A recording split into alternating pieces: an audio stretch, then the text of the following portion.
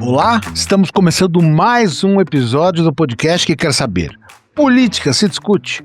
Eu sou Norberto Notari e essa é uma produção da RWCast, a central de podcasts do Grupo Rádio Web.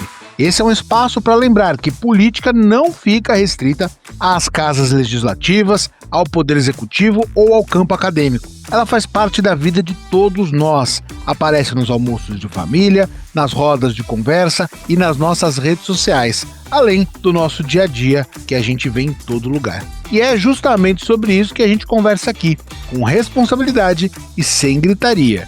Se você gosta do podcast, avalie com 5 estrelinhas lá no Spotify e compartilhe com amigos e familiares. Assim, essa discussão chega mais longe.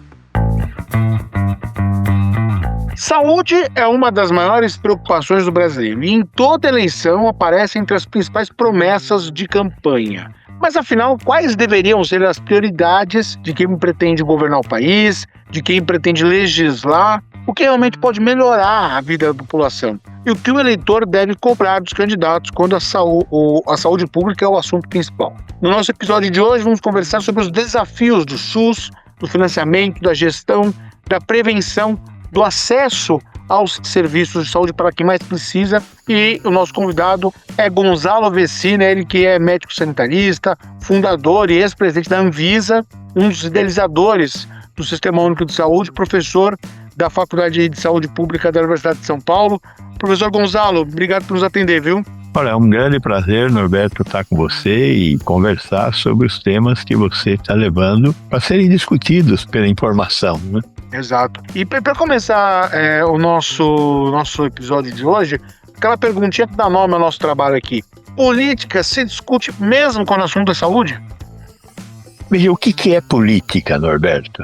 Política é a forma através da qual uma sociedade toma decisões. Então, a política é um conjunto de articulações que um homem, dentro de um espaço social, toma decisões e leva a sociedade a ser consequência dessas decisões. Ora, se política é isso que eu estou interpretando, a arte de tomar decisões dentro de uma sociedade, é óbvio que nós não podemos escapar de discutir política. Nós temos que discutir política. O fato da gente identificar política com políticos é diferente. É fato que é verdade que muitas vezes pessoas que têm interesses pessoais tomam decisões que a gente chama de decisões políticas. Agora, será que uma decisão política, o Vorcaro era um sujeito que discutia política? O Vorcaro do Banco Master era um sujeito que estava fazendo política? Ou ele estava fazendo, para ser bem rasteiro,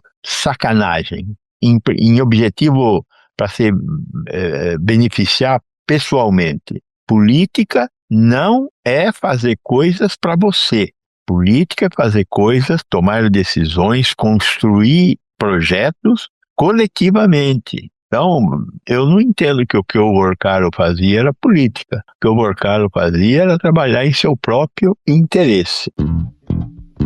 Sim. Aliás, segundo as investigações, o ex-banqueiro Daniel Vorcaro, ele usufruía do sistema político para poder desviar aí recursos que eram, inclusive, destinados, muitos deles, a aposentados, né? E vamos olhar bem essa história. O sistema político e a política. A política, a policy grega, é uma coisa completamente independente dessas questões aí, do Vorcaro, voltadas para o indivíduo, para ganhar dinheiro.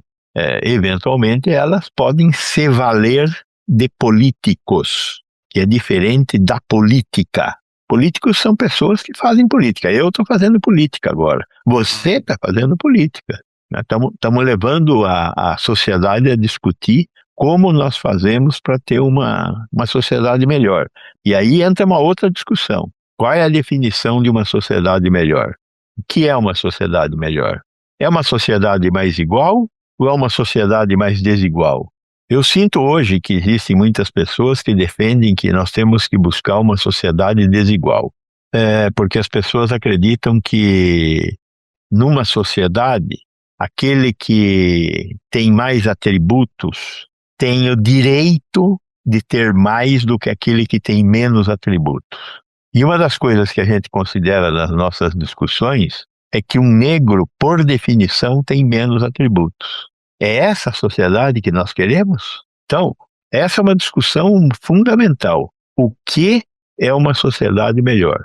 Na minha opinião, é uma sociedade mais igual. Como se constrói uma sociedade mais igual? Com políticas públicas. Aliás, Então, essa é uma questão muito fundamental para com gente. certeza. Aliás, é sobre isso que que eu queria já falar, porque a gente vê agora, vai começar as eleições, e a gente vê a campanha, inclusive candidatos postulantes aos cargos legislativos, dizendo que vão batalhar pela saúde, né? E a gente vê ali o que eles podem fazer pelo bem coletivo, né? O que realmente é prioridade, ou deveria ser prioridade de um candidato que fala que vai batalhar pela saúde pública. Primeiro, a gente tem que ter um mínimo de compreensão de onde a gente está se metendo. Nós estamos vivendo um tempo bastante complexo, em que é muito difícil entender como é que as relações acontecem, né? Ontem foi aprovado no Congresso Brasileiro a aposentadoria dos agentes comunitários de saúde numa situação especial. O que a gente deve pensar disso? Será que eles fizeram certo ou se eles fizeram errado? Será que eles estavam defendendo uma pauta bomba para prejudicar o atual governo, ou eles estavam fazendo uma proposta avançada de dar um prêmio para aqueles que trabalham junto à população? Os agentes comunitários de saúde são um absoluto sucesso, são fantásticos. Eles fazem a ponte entre a população, as pessoas que moram em determinado lugar, e a equipe de saúde.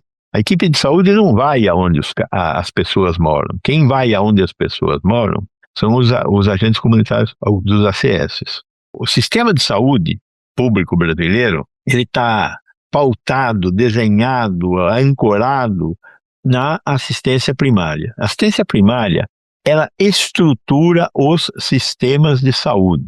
Nós olhamos para a Inglaterra para montar o nosso sistema. Os ingleses têm lá um sistema que a cada 3.000 habitantes você tem um médico de família. Esse médico de família recebe do Estado um dinheiro para montar uma estrutura ali, um consultório com enfermeira, com técnico de enfermagem, com administradores, para atender 3.000 pessoas. Nós copiamos o modelo inglês. E além de ter o médico generalista, o que eles chamam lá de general practitioner, nós incluímos uma invenção brasileira. A invenção brasileira é o agente comunitário de saúde, que foi desenvolvido no Nordeste brasileiro pelo médico Carlile, em Jucá. E qual a ideia do Carlile quando ele fez isso? Era que a equipe fica lá no consultório, fica lá na unidade que atendem as 3.000 pessoas, mas precisaria de alguém ir visitar o cidadão. Por que visitar o cidadão? Porque às vezes o cidadão tem problemas que ele não consegue chegar até a unidade de saúde. Então nós precisávamos de um mensageiro entre a família e a equipe de saúde. Esse mensageiro, ele tem 200 famílias sob sua guarda. Ele tem que todos os meses entrar na casa das 200 famílias. E ao entrar na casa das 200 famílias, ele tem que preencher um documento em que ele tem que responder se tem condição de ter água naquele lugar, se o lixo está tendo um adequado despejo, se as pessoas que vivem ali estão bem. Enfim, ele faz um diagnóstico todos os meses de quem mora ali. Este é um problema muito grave, muito importante. A pobreza cria obstáculos à forma como a gente consegue viver.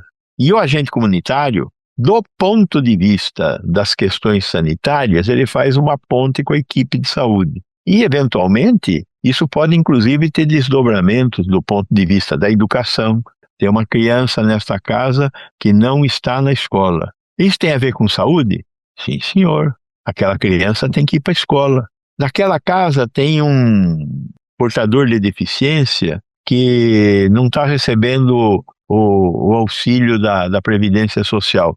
Ora, é fundamental que ele receba. Tem a ver com saúde? Tem tudo a ver com saúde. É outro setor? É outro setor. Mas temos que fazer essa ponte. Então, o agente comunitário, ele faz uma ponte entre a família e a saúde. Então, ele é fundamental no sucesso da estratégia da saúde da família. Agora, ele merece uma aposentadoria especial? Eu acho que todo mundo merece uma aposentadoria especial. Só que isso tem que ser pago.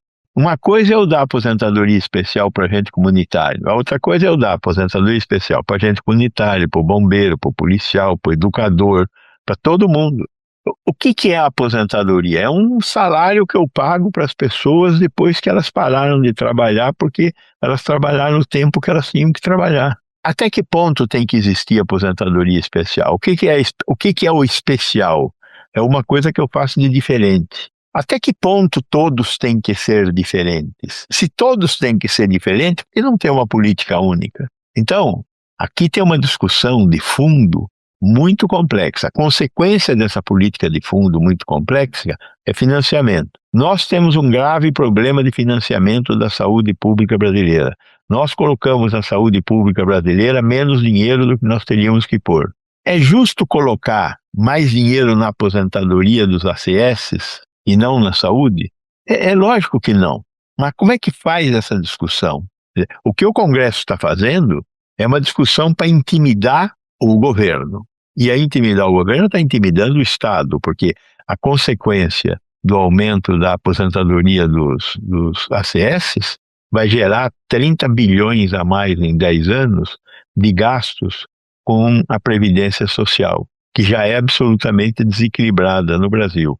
A aposentadoria é vital para uma sociedade que quer ser mais igual, é vital. Como é que é financiada a aposentadoria? Com os nossos impostos. 44% da arrecadação de impostos para aposentadoria vai parar em aposentadoria. 56% vira pó. Por quê? Porque foram decisões tomadas no Legislativo e chanceladas pelo Executivo de situações especiais. Então, uma situação especial, por exemplo, as instituições religiosas não pagam imposto sobre o salário das pessoas, né? A cota parte patronal, que é um imposto que as empresas têm que pagar para construir a quantidade de dinheiro que vai ser usado para pagar aposentadorias, não é paga pelas igrejas. Não é pago pelas igrejas, não é pago pelos hospitais filantrópicos, pelas instituições filantrópicas da educação, da assistência social. Qual é a premissa da renúncia fiscal? É que a renúncia fiscal produza benefícios. Para quem? Para a igreja, para o hospital, para a escola, para a creche. Isso, eu acho que esse recurso está impedindo que seja distribuído recurso para o financiamento do SUS, por exemplo, estrutura, medicamento.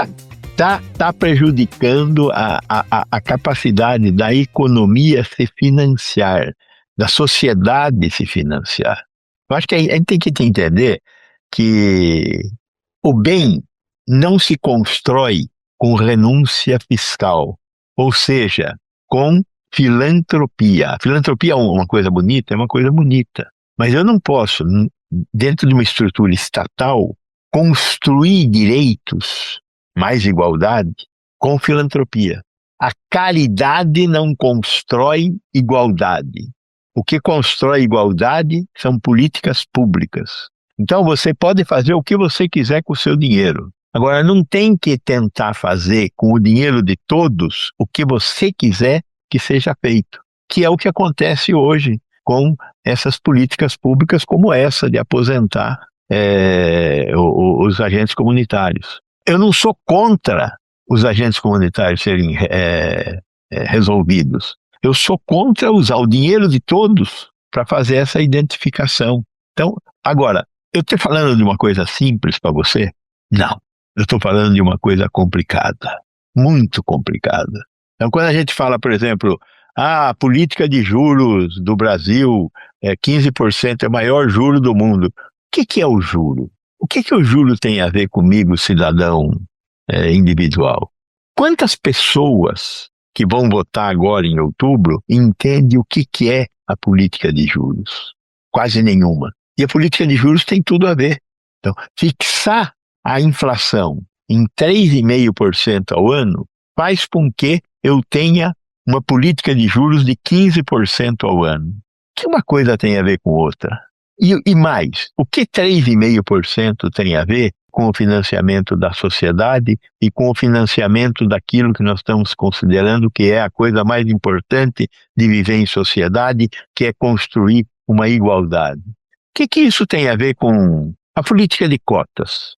A política de cotas tem algo a ver com uma sociedade mais igual? 56% da população brasileira se diz negra ou parda. Aonde na estrutura de poder desse país tem 56% de negros e pardos ocupando cargos? Na sua classe de aula, em algum momento da sua vida, se você deve ter feito algum curso na vida, em algum momento dos seus cursos, tinha 56% de negros e pardos no seu curso? Nunca. Por quê?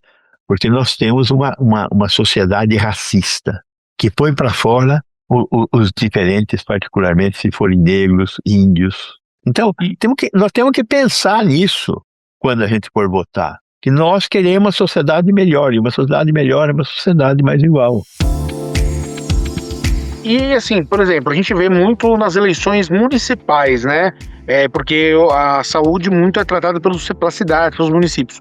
Mas qual o papel da União nesse momento, na intervenção da saúde, principalmente pensando nos cargos que nós vamos agora eleger? Veja bem, o Brasil montou, a partir da Constituição de 88, a Constituição de 80. O que é a Constituição? É a lei maior. O que é uma lei? É um arranjo dentro da sociedade. Como nós vamos nos comportar na vida em sociedade. É isso que acontece. Isso é muito importante. Nós temos, a partir de 1988, nossa 7ª Constituição, 7ª lei maior. É a primeira que fala em direitos. Nenhuma das outras falava em direitos. Fala em direito à educação, direito à saúde, direito à previdência social, a ganhar o dinheirinho no fim da vida, direito à justiça, direito à habitação, a ter casa, direito a ter emprego, direito de ir e vir, direito a ter um transporte coletivo organizado pelo poder público e não pelos donos de peruas Kombi. Então, são muitos os direitos que estão na Constituição de 88, chamada de cidadã, por causa disso.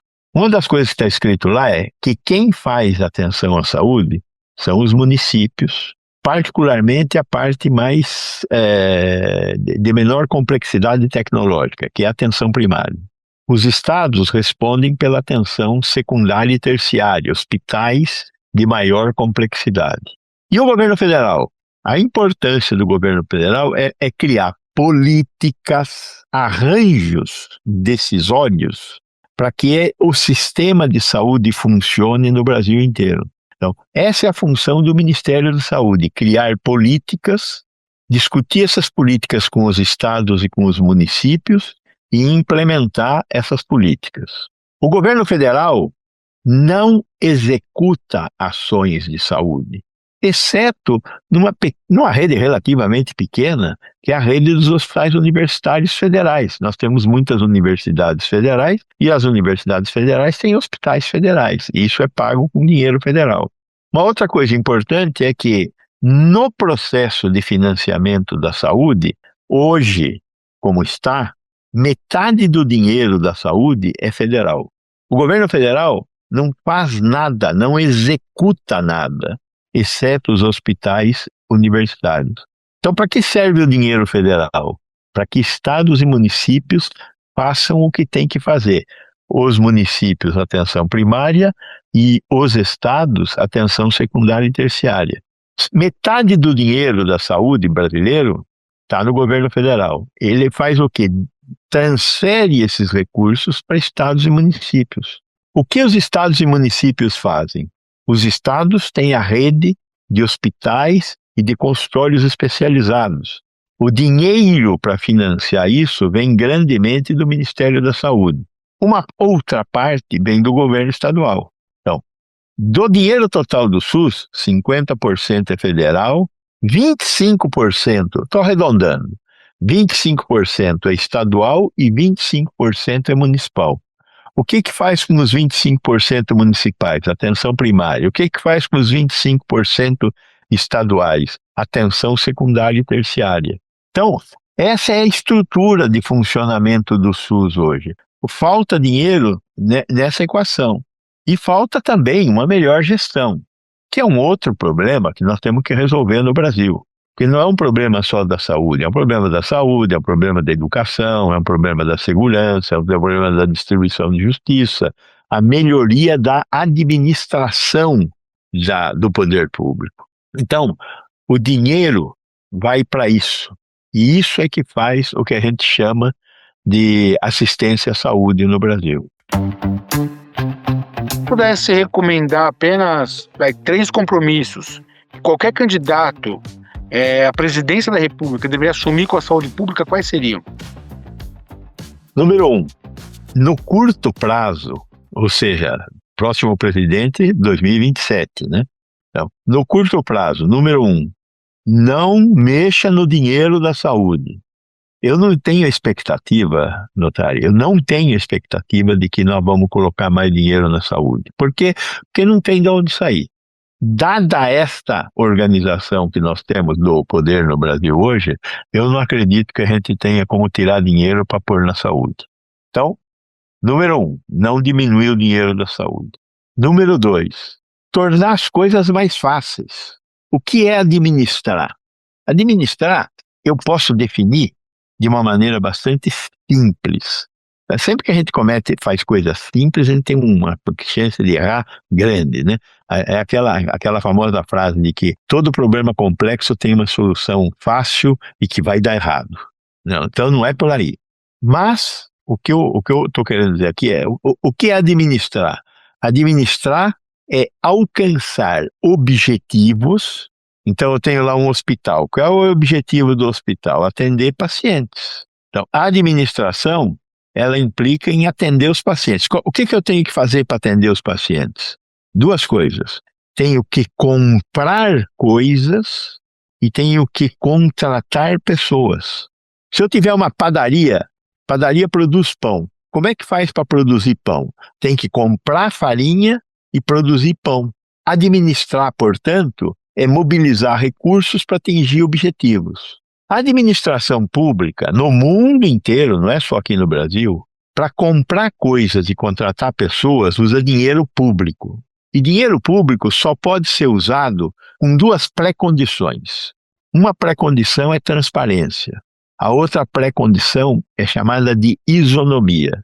Todo mundo que quiser vender para o setor público tem iguais direitos. Todo mundo que quiser ser contratado pelo setor público tem iguais direitos. Tanto a transparência quanto a isonomia, elas cobram, para ser transparentes e isonômicas, tempo. Tempo.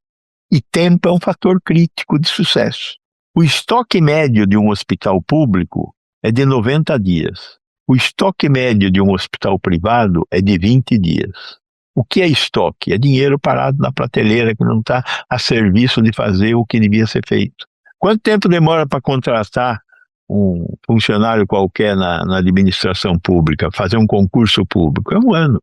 Por quê? Por causa da burocracia, para conseguir demonstrar que eu estou estou gastando dinheiro público transparente e com isonomia.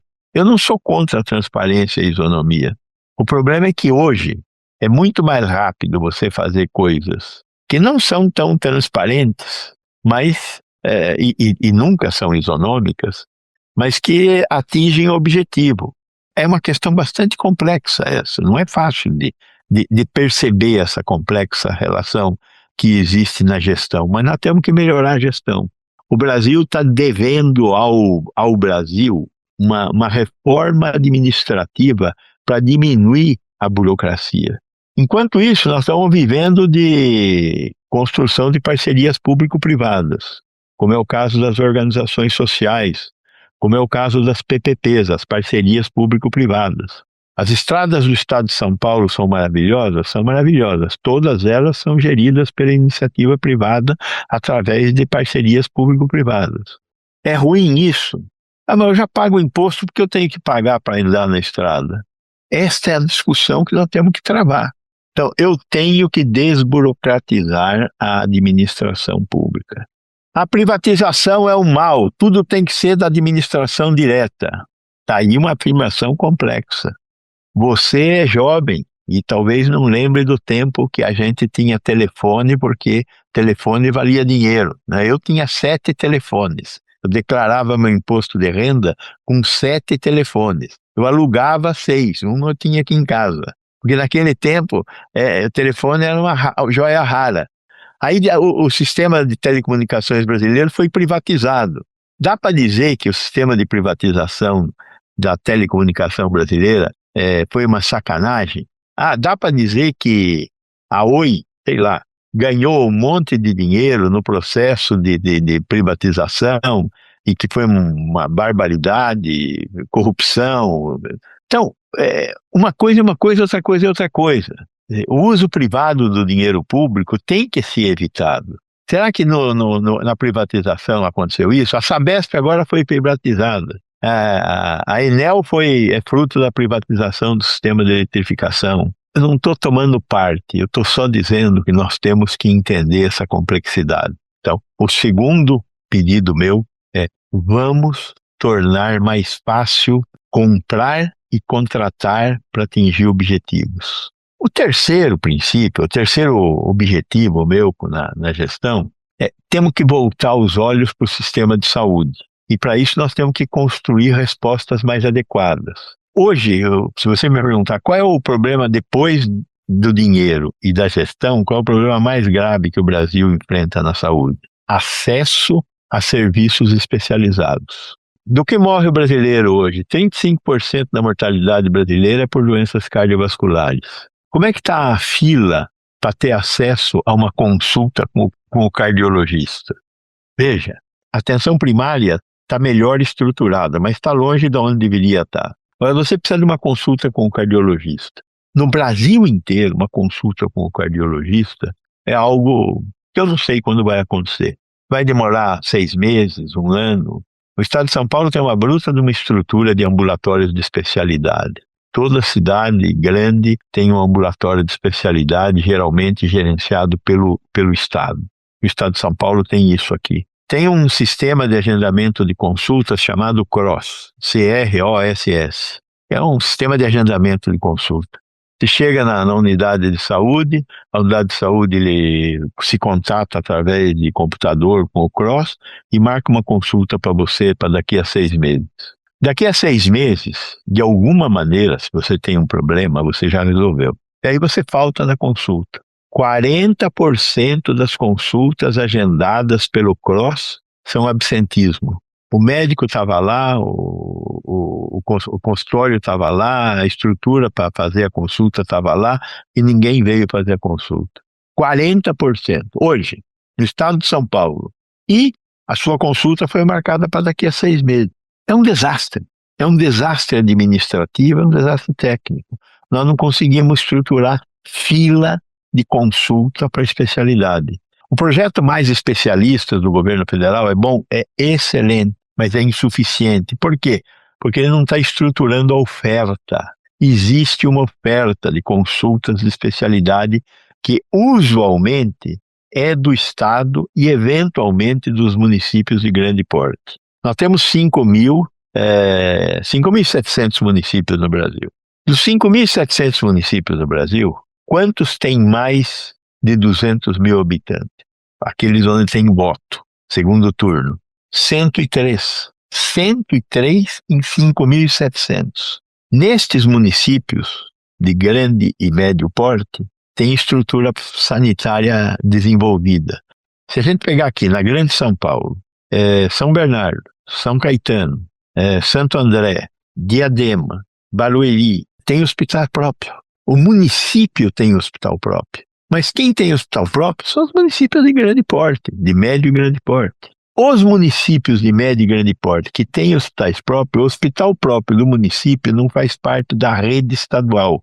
O governo do estado de São Paulo tem 100 hospitais, pelo menos, no estado de São Paulo. Eles funcionam isolados da rede pequena existente de hospitais municipais. Então, aqui em São Paulo, 15% das internações realizadas no município de São Paulo são de não munícipes. É gente que vem de outras cidades. São Paulo é um polo atrativo, a cidade, né? Se vai tratar de câncer, vai tratar na cidade de São Paulo. Essa é a minha terceira solicitação. Criar redes regionais. Eu queria que o senhor, de bate-pronto, falasse para nós. O senhor tem uma dica de leitura para recomendar para o nosso ouvinte? Eu tenho uma dica de leitura, mas é uma dica de leitura bastante complexa. Eu gosto muito dos Grandes Sertões Veredas. É fantástico. E uma parte de tudo isso que a gente está discutindo, lá atrás, o Guimarães Rosa discute. Dr. Gonzalo Vecina é médico sanitarista, é um dos fundadores, idealizadores do SUS, ex-presidente da Anvisa. Obrigado por nos atender, viu? Desculpa ser muito prolixo, Imagina. Mas a vida é complexa e aí a prolixidade faz parte da tentativa de resolver. Eu também sou, eu tenho que tomar cuidado aqui, senão eu faço também um... Obrigado, Natália. E para você, Política se Discute? Lembre de avaliar o podcast lá no Spotify e de contar para os amigos e familiares que a gente está por aqui. Grupo Rádio Web, produção e apresentação, Norberto Notari. Edição de áudio, Mário Melo. Coordenação da RWCast, Rafaela Martinez. Gerência de conteúdo, Mariana de Freitas. Direção de jornalismo, Daniela Madeira.